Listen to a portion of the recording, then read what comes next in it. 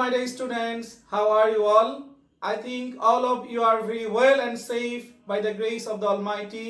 It's Muhammad Salahuddin, lecturer, Department of English, Milestone College, welcoming you to my today's lecture on Unit 6, Lesson 5. Dear learners, আজকে আমরা তোমাদের English for today বইয়ের unit 6 lesson 5 এর প্যাসেজটি আলোচনা করব।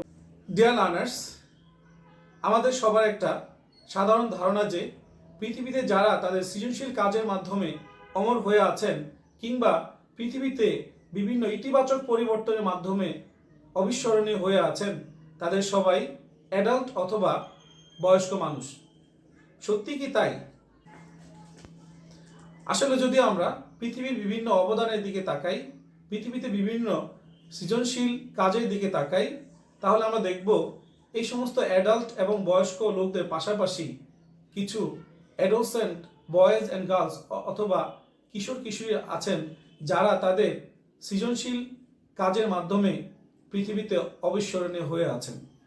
Dear learners, আজকে আমরা ইউনিট 6 লেসন 5-এ যে টাইটেল আছে আমাদের amazing children and teens who have change the world, এই টাইটেলে আমরা 5 জন অ্যাডোলসেন্ট বয়েজ অ্যান্ড গার্লসের কথা জানব, আলোচনা করব, যারা প্রত্যেকে তাদের সৃজনশীল কাজের দ্বারা পৃথিবীতে অমর হয়ে আছেন। আমরা দেখব প্যাসেজের প্রথমেই রয়েছে ডিলেন মাহালিঙ্গাম নামক এক কিশোরের কথা, যিনি মাত্র 9 বছর বয়সে লিল এমডিজিস নামক একটা ফাউন্ডেশন গড়ে তোলেন এবং সেখানে তিনি ইন্টারনেটের সুযোগ সুবিধা নিয়ে তার এই ফাউন্ডেশনটি তৈরি করেন এবং এর মাধ্যমে সারা ওয়ার্ল্ড ওয়াইড বিভিন্ন ওয়েলফেয়ার অ্যাক্টিভিটিসগুলো চালান। এরপর আমরা জানব আলেকজান্ডার অ্যালেক্স স্কটের কথা। তিনি তার অ্যালেক্স ফাউন্ডেশন এবং অ্যালেক্স লেমনেড স্ট্যান্ড এর জন্য বিখ্যাত হয়ে আছেন। তিনি যদিও মাত্র 8 বছর বয়সে মারা যান, তার আগেই তিনি অ্যালেক্স ফাউন্ডেশন গড়ে তোলেন, যার দ্বারা তিনি অ্যালেক্স লেমনেড স্ট্যান্ডের মাধ্যমে অর্থ সংগ্রহ করে সে অর্থ তিনি শিশুদের চিকিৎসা কাজে ব্যয় করেন। এরপরে আমরা যার কথা আলোচনা করব, যার কথা জানব, তিনি হলেন রায়ান রেলজ্যাক। রায়ান রেলজ্যাক তিনি একজন ক্যানাডিয়ান অ্যাক্টিভিস্ট। তিনি মাত্র 9 বছর বয়সে প্রতিষ্ঠা করেন রায়ান ওয়েলস ফাউন্ডেশন। এই রায়ান ওয়েলস ফাউন্ডেশনের মাধ্যমে তিনি সারা বিশ্বব্যাপী বিভিন্ন দারিদ্র পীড়িত দেশগুলোতে বিভিন্ন স্বাস্থ্যসেবা এবং কূপ খনন করে স্যানিটেশন খাবার পানি সরবরাহের সেবা দিয়ে যাচ্ছেন। এরপর আমরা আলোচনা করব ক্যাটি স্ট্যাগলিনিওর কথা, যিনি বিখ্যাত হয়ে আছেন তার ক্যাটিস গ্রুপের জন্য। ক্যাটি স্ট্যাগলিনিও মাত্র 9 বছর বয়সে তার বাসার কাছে একটা বিশাল বাঁধাকপি একটা স্যুপ কিচেনে ডোনেট করেছিলেন এবং যার মাধ্যমে 275 জন লোক সেই স্যুপ খেয়ে উপকৃত হয়েছিলেন। তার মাধ্যমে কেটি উৎসাহিত হয়ে কেটিস ক্রপস নামক একটা সংস্থা তৈরি করেন, যার মাধ্যমে কেটি বর্তমানে বাঁধাকপি এবং অন্যান্য সবজি বিভিন্ন কিচেনে তিনি ডোনেট করেন এবং এর মাধ্যমে তিনি সমাজসেবা দিয়ে যাচ্ছেন। ডিয়ার লার্নার্স, আমরা সর্বশেষ আলোচনা করব অ্যান ফ্র্যাঙ্কের কথা। তিনি বিখ্যাত হয়ে আছেন তার ডায়েরির জন্য। অ্যান ফ্র্যাঙ্ক জার্মানিতে জন্মগ্রহণ করেন। তিনি দ্বিতীয় বিশ্বযুদ্ধকালীন সময়ে নেদারল্যান্ডের আমস্টারডামে তার পরিবারের সাথে একটি গোপন কক্ষে লুকিয়েছিলেন এবং সেখানে লুকিয়ে থাকা অবস্থায় প্রায় 2 বছর ধরে 1942 থেকে 1944 সাল পর্যন্ত তার দেখা এবং শোনা ঘটনাগুলো তার ডায়েরিতে লিপিবদ্ধ করেন এবং সেই ডায়েরিটি তার বাবা পরবর্তী সময়ে প্রকাশ করেন।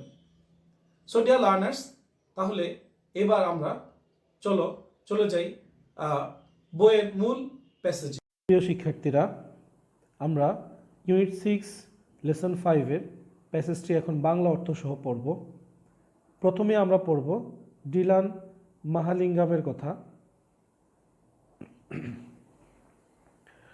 মূল প্যাসেজে যাওয়ার আগে চলো আমরা কিছু গুরুত্বপূর্ণ শব্দার্থ জেনে নিই। এখানে আমরা দেখতে পাচ্ছি কিছু গুরুত্বপূর্ণ শব্দ আছে, সেগুলো 1 নম্বরে এম্পাওয়ারমেন্ট।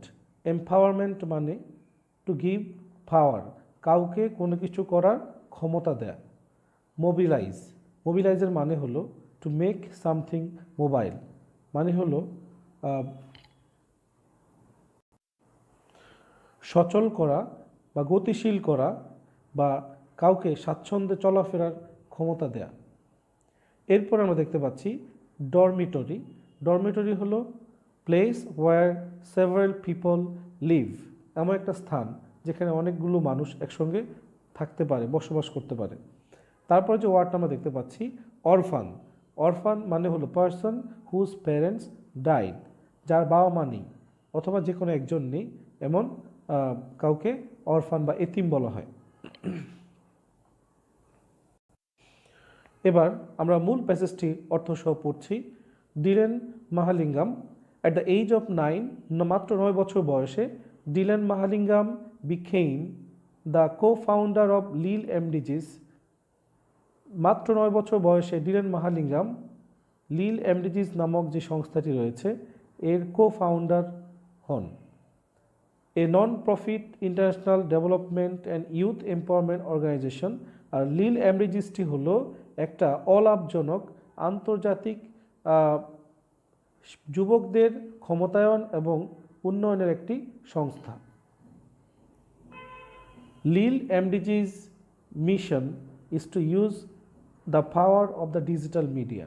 লিল এমডিজিস এই ফাউন্ডেশনটির উদ্দেশ্য হলো, লক্ষ্য হলো ডিজিটাল মিডিয়ার শক্তি ব্যবহার করে টু এনকারেজ চিলড্রেন, শিশুদেরকে উৎসাহ দেয়া in the United Nations millennium development goals, জাতিসংঘের যে মিলেনিয়াম ডেভেলপমেন্ট গোলস বা সহস্রাব্দ উন্নয়ন লক্ষ্য, সেখানে সেই ব্যাপারে শিশুদেরকে উৎসাহ দেয়া।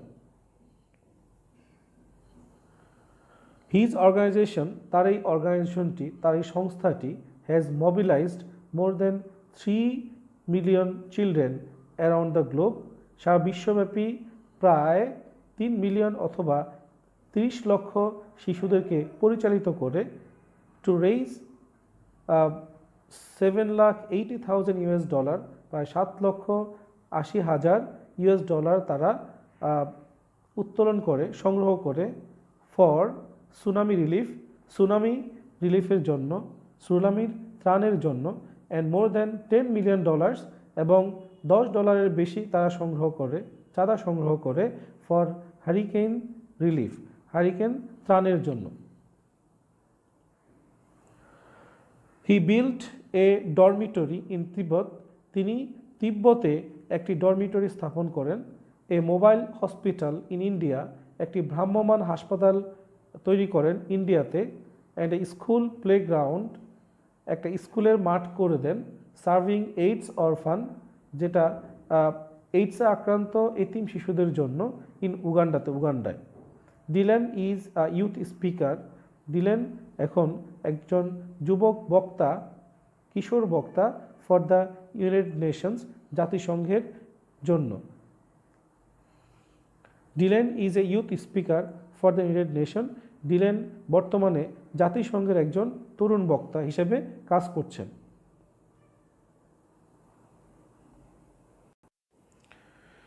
ডিয়ার লার্নার্স, প্যাসেজের এই দ্বিতীয় অংশে আমরা জানব আলেকজান্দ্রা অ্যালেক্স স্কটের কথা এবং তার অ্যালেক্স লেমনেড স্ট্যান্ডের কথা জানব। শুরুতেই শব্দার্থগুলো জেনে নিই। প্রথমে আমরা দেখব ডায়াগনোস। ডায়াগনোস শব্দের মানে হলো টু ডিটারমাইন, মানে কোনো কিছু নির্ধারণ করা। তারপরে এখানে রোগের ক্ষেত্রে কোন রোগ সেটা খুঁজে বের করা হলো ডায়াগনোস। এরপরে আমরা দেখছি নিউরোব্লাস্টোমা, এটা হলো এ ফর্ম অফ ক্যান্সার, এটা এক ধরনের ক্যান্সার যেটা শিশুকালে হয়, শৈশবে হয়। তারপরে আমরা যে ওয়ার্ডটি দেখতে পাচ্ছি সেটা হলো লেমনেড। লেমনেড শব্দের অর্থ হলো এ জুস মেড অফ লেমন, মানে লেবু দিয়ে তৈরি এক ধরনের জুস বা শরবত। এরপরে আমরা যে ওয়ার্ডটি দেখতে পাচ্ছি ফান্ড রেইজিং। ফান্ড রেইজিং মানে রেইজিং ফান্ড, অর্থাৎ চাঁদা তোলা। Alexandra Alex Scott was born in Connecticut 1996. Alexandra Alex Scott 1996 সালে আমেরিকার কানেকটিকাটে জন্মগ্রহণ করেন and was diagnosed with neuroblastoma এবং তিনি তার শৈশবেই নিউরোব্লাস্টোমা রোগে আক্রান্ত হন বা এই শৈশবেই তার নিউরোব্লাস্টোমা রোগটি ধরা পড়ে। আর নিউরোব্লাস্টোমা হলো এ টাইপ অফ চাইল্ডহুড ক্যান্সার, এটা শৈশবকালীন শিশুকালীন একটা cancer. Shortly before she turned 1, মানে তার বয়স 1 বছর হওয়ার আগেই তার এই নিউরোব্লাস্টোমা ক্যান্সারটি ধরা পড়ে। ইন 2000 সালে জাস্ট আফটার টার্নিং 4, যখন তার 4 বয়স হলো কেবল, শি ইনফর্মড হার মাদার, তিনি তার মাকে জানান যে শি ওয়ান্টেড টু স্টার্ট, তিনি শুরু করতে চান আ লেমনেড স্ট্যান্ড, একটা লেবু শরবতের দোকান তিনি শুরু করতে চান, টু রেইজ মানি, যার দ্বারা তিনি টাকা তুলতে চান, ফর ডক্টরস, ওই সমস্ত ডাক্তারদের জন্য, টু হেল্প চিলড্রেন, যা শিশুদেরকে সাহায্য করবে।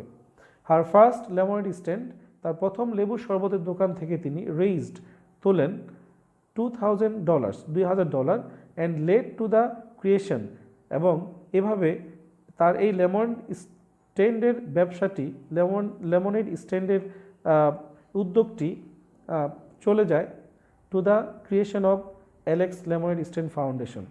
অ্যালেক্স লেমনেড স্ট্যান্ড ফাউন্ডেশন এর গঠনের দিকে তাকে নিয়ে যায়। অ্যালেক্স কন্টিনিউড হার লেমনেড স্ট্যান্ড, অ্যালেক্স তার এই লেবু শরবতের দোকানগুলো চালিয়ে যান থ্রু আউট হার লাইফ, তার সারা জীবন ধরে, আলটিমেটলি রেইজিং ওভার $1 million, মানে সর্বোপরি তিনি $1 million বা $10 লক্ষ অর্জন করেন টুয়ার্ডস ক্যান্সার রিসার্চ, এবং এই টাকাগুলো তিনি ক্যান্সার গবেষণার জন্য দিয়ে দেন। She passed away in August 2004, তিনি 2004 সালের অগাস্ট মাসে এই পৃথিবী ছেড়ে চলে যান অ্যাট দ্য এজ অফ 8 বছর বয়সে।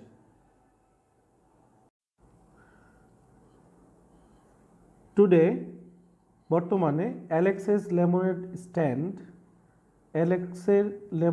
স্ট্যান্ড যে উদ্যোগটি আছে এটি স্পন্সর্স অর্থায়ন করে আর national fund raising weekend in the United States, যুক্তরাষ্ট্রের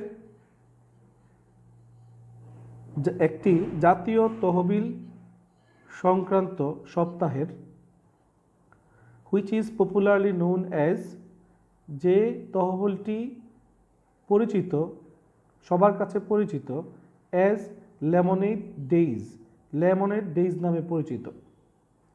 ইচ ইয়ার, প্রতি বছর, অ্যাজ মেনি অ্যাজ 10,000 ভলেন্টিয়ার্স, প্রায় 10,000 স্বেচ্ছাসেবী, at more than 2,000 Alexis lemonade stand, প্রায় 2,000-এরও বেশি লেবু শরবতের দোকানে, make a difference for children with cancer আক্রান্ত শিশুদের জন্য একটি বিশেষ গুরুত্বপূর্ণ ভূমিকা রাখে।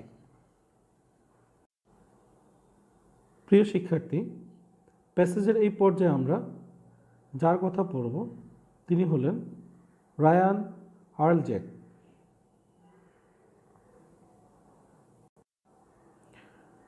প্রথমেই কিছু গুরুত্বপূর্ণ ওয়ার্ড মিনিং জেনে নিই। এখানে প্রথম যে ওয়ার্ডটি আছে ফেচ মানে হলো টু গো অ্যান্ড গেট, কোনো কিছু গিয়ে নিয়ে আসা। এরপরে চোর মানে হলো এ টাস্ক, মানে কাজ। তারপর যে ওয়ার্ডটি আছে ডিটারমিনেশন, এর মানে হলো দ্য অ্যাক্ট অফ ডিটারমাইনিং, অর্থাৎ কোনো কিছু নির্ধারণ করে দেয়া।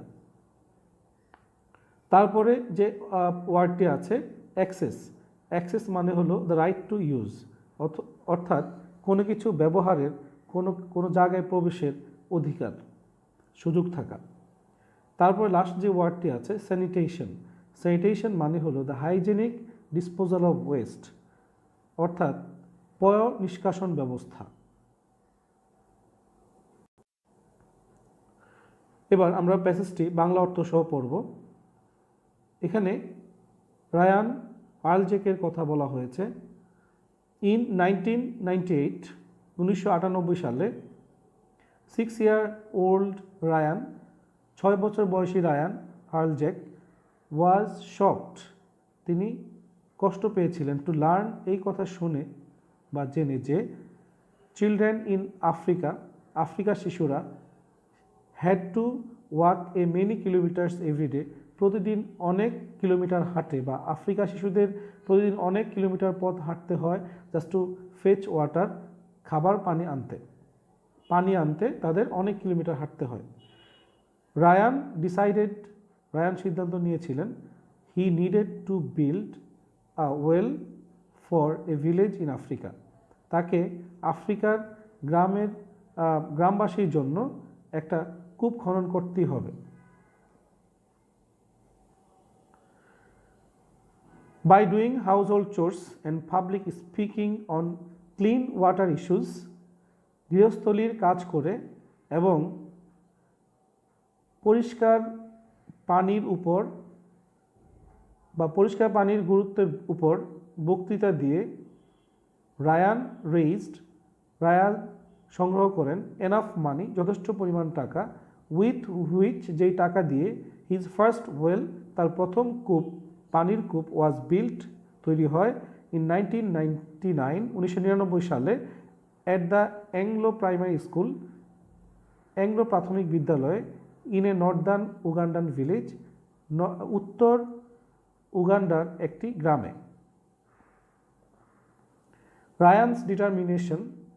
রায়ানের এই দৃঢ় সংকল্প নিয়ে যায় টু রায়ানস ওয়েল ফাউন্ডেশন গঠন করার দিকে, হুইচ হ্যাজ কমপ্লিটেড, যেটি সম্পন্ন হয় বা যেটি সম্পাদন করে 667টি প্রজেক্টস ইন 16 কান্ট্রিজ, 16টি দেশে। ব্রিঙ্গিং রায়ান হার্লজ্যাক অ্যাক্সেস, যেখানে রায়ান হার্লজ্যাক সুযোগ করে দেন টু ক্লিন ওয়াটার, পরিষ্কার পানি ব্যবহারের, অ্যান্ড স্যানিটেশন, এবং পয় নিষ্কাশন ব্যবস্থা, টু মোর দ্যান 7,14,000 পিপল, 7,14,000 মানুষের পরিষ্কার পানি ব্যবহার এবং স্যানিটেশনের সুযোগ করে দেন। ডিয়ার লার্নার্স, আমরা এতক্ষণ যে তিনজন অর্থাৎ Dylan Mahalingam, Alexandra Alex Scott এবং 3 নম্বরে রায়ান হার্লজ্যাক, এই তিনজনের গল্প থেকে কি শিখলাম? এই তিনজনের গল্প আমাদেরকে এটাই শিক্ষা দেয় যে পৃথিবীতে সৃজনশীল কিছু করতে চাইলে বয়স কোনো ব্যাপার না। পৃথিবীতে স্মরণীয় কিছু করতে চাইলে, পৃথিবীতে বদলে দেওয়ার মতো কিছু করতে চাইলে অল্প বয়সে অনেক কিছু করা সম্ভব। যেমনটা আমরা দেখেছি ডিলান মাহালিঙ্গামের জীবনে, আলেকজান্দ্রা অ্যালেক্স স্কটের জীবনে এবং রায়ান হার্লজ্যাকের জীবনে। আশা করি তোমরা এই গল্পগুলো থেকে ইন্সপায়ার্ড হয়ে তোমরা কিছু করার চেষ্টা করবে। এখন পড়ব কেটি স্ট্যাগলিনিওর কথা। প্রথমেই আমরা শব্দার্থগুলো জেনে নিই। প্রথমে আমরা দেখতে পাচ্ছি ক্যাবেজ হলো বাঁধাকপি। তারপরে seedling means a young plant, মানে হলো চারা গাছ। তারপরে আমরা দেখতে পাচ্ছি ডোনেট মানে টু গিভ সামথিং ভ্যালুয়েবল, অর্থাৎ দান করা। তারপরে আমরা দেখতে পাচ্ছি হারভেস্ট মানে হলো দ্য অ্যামাউন্ট অফ ক্রপস, মানে হলো ফসল। তারপরে আমরা দেখতে পাচ্ছি নিউমারাস মানে হলো মেনি বা অনেক। এবার আমরা প্যাসেজটি পড়ছি। ক্যাটি স্ট্যাগলিনিও ইন 2008 সালে 9-year-old ক্যাটি, 9 বছর বয়সী Katie Stagliano brought a tiny cabbage seedling, ছোট্ট একটি বাঁধাকপির চারা গাছ এনেছিলেন বাসায়, ফ্রম স্কুল, তার স্কুল থেকে।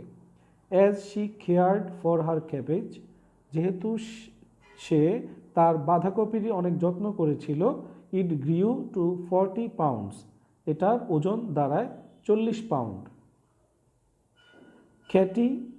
ডোনেটেড হার ক্যাবেজ, ক্যাটি তার বাঁধাকপিটি দান করে দেন টু এ স্যুপ কিচেন, একটা স্যুপ কিচেনে, ওয়ার ইট হেল্প, যেখানে এই বাঁধাকপিটি সাহায্য করেছিল to feed more than 275 people, প্রায় 275 জন লোককে খাওয়ানোর ক্ষেত্রে। Moved by the experience of seeing how many people could benefit from the donation of fresh produce to soup kitchen, Katie decided to start vegetable gardens and donate the harvest to help feed people in need. একটি soup কিচেনে একটি সতেজ ফসল দান করলে কি পরিমাণ লোক উপকৃত হতে পারে সেই দৃশ্য দেখে, সেই অভিজ্ঞতা অর্জন করে কেটি সবজি চাষ করার এবং অভাবী লোকদেরকে সবজি দিয়ে সাহায্য করার, দান করার সিদ্ধান্ত নিলেন। Today, Katie's crops donate thousands of pounds of fresh produce from numerous gardens to organizations that help people in need. বর্তমানে কেটিস ক্রপস তার বাগান থেকে উৎপাদিত সতেজ সবজি, হাজার হাজার পাউন্ড সবজি বিভিন্ন অর্গানাইজেশনে দান করছে যারা অভাবী লোকদেরকে সাহায্য করছে। ডিয়ার লার্নার্স, আমরা সর্বশেষ জানব অ্যান ফ্র্যাঙ্কের কথা। প্রথমেই ওয়ার্ড মিনিংগুলো দেখে নিই। প্রথমে হলোকাস্ট। হলোকাস্ট মানে হলো ম্যাস কিলিং, অনেক লোককে একসঙ্গে হত্যা করা। ক্রনিক্যাল। ক্রনিক্যাল মানে হলো আ রিটেন অ্যাকাউন্ট অফ ইভেন্টস, অর্থাৎ কোনো ঘটনার সময়ের অনুযায়ী ধারাবাহিকভাবে বর্ণনা। এরপর কনসেন্ট্রেশন ক্যাম্প, অর্থাৎ প্রিজন ক্যাম্প, যেখানে যুদ্ধবন্দীদেরকে রাখা হয়। এরপর ইন্টারমেন্ট মানে হলো ইমপ্রিজনমেন্ট, অর্থাৎ বন্দিত্ব। এরপরে সর্বশেষ যে ওয়ার্ডটি আমরা দেখতে পাচ্ছি অকিউপ্যান্ট। অকিউপ্যান্ট মানে হলো ইনহ্যাবিটেন্ট, অর্থাৎ বাসিন্দা, বসবাসকারী। এবার আমরা প্যাসেজটি পড়ছি। Anne Frank is perhaps, Anne Frank সম্ভবত the most well known victim of Nazi holocaust of World War II। দ্বিতীয় বিশ্বযুদ্ধে নাৎসি বাহিনীর যে গণহত্যা ছিল, সেই গণহত্যার সবচেয়ে বিখ্যাত একজন শিকার। অ্যান বর্ন অন 12 জুন 1929, 1929 সালে 12 জুন জন্মগ্রহণ করেন। Was given a diary at the age of 13, 13 বছর বয়সে তাকে একটি ডায়েরি দেওয়া হয়। ইন হুইচ, যে ডায়েরিতে শি ক্রনিকলড, তিনি ধারাবাহিকভাবে লিপিবদ্ধ করেন হার লাইফ, তার জীবনের ঘটে যাওয়া ঘটনাগুলো, ফ্রম 1942 টু 1944, 1942 থেকে 1944 সাল পর্যন্ত। ডিউরিং দিস টাইম, এই সময়টাতে an spend 2 years in hiding. An 2 বছর লুকিয়ে অতিবাহিত করেন উইথ হার ফ্যামিলি, যেখানে তিনি তার ফ্যামিলির সঙ্গেই থাকেন। ইন ন্যাজি অকিউপাইড আমস্টারডাম, নাৎসি বাহিনীর দখল করা আমস্টারডাম শহরের ইন এ সিক্রেট অ্যানেক্স, একটা গোপন কুঠুরিতে, উইথ 4 আদার জুজ, আরও 4 জন ইহুদির সঙ্গে। বিট্রেইড অ্যান্ড ডিসকভার্ড ইন 1944, অবশেষে তাদের সাথে প্রতারণা করা হয় এবং তারা ধরা পড়ে যান। ধরা পড়ার পর অ্যান ওয়াজ সেন্ট, অ্যানকে পাঠানো হয় to the Bergen Belsen concentration camp, Bergen Belsen যুদ্ধবন্দীদের সেই জেলখানায়। Where she died of typhus, যেখানে তিনি টাইফাস রোগে মৃত্যুবরণ করেন ইন 1945, 1945 সালে। Anne's father, Otto Frank. Otto Frank was only occupant. Otto Frank ছিলেন একমাত্র বাসিন্দা of the secret annex to survive the war. সেই গোপন কুঠুরির একমাত্র বাসিন্দা যিনি এই যুদ্ধের পর বেঁচে ছিলেন। In 1947, 1947 সালে he published Anne's diary. তিনি অ্যানের ডায়েরি প্রকাশ করেন as a diary of a young girl, the diary of a young girl নামে। Anne's account of her internment, এই ডায়েরিতে অ্যান তুলে ধরেন তার বন্দিত্বের কথা বা বন্দি জীবন সময়কালীন কথা, as well as her deep belief in humanity, এবং তার মানবিকতা বোধের ক্ষেত্রে তার যে গভীর অনুভূতি has become one of the world's most widely read book। এটাই সম্ভবত তার এই the diary of a young girl নামে যে তার বইটি প্রকাশিত হয়েছিল তাকে নিয়ে, তার ডায়েরি নিয়ে বিশ্বের সবচেয়ে অন্যতম পঠিত একটা বইয়ে রূপান্তরিত করেছিল। Dear learners, I again advise you to learn the vocabulary very well, then to go through the passage attentively, and finally to comprehend the passage between the lines and wholeheartedly, so that you can answer whatever the question comes on this passage, like multiple choice, question answer, flow chart or information transfer, summary writing, fill in the blanks with clues or without clues, and even rearrangement. If you follow my advice, I'm sure you will gain a good marks. That's all what I have today. Thank you very much for joining the class.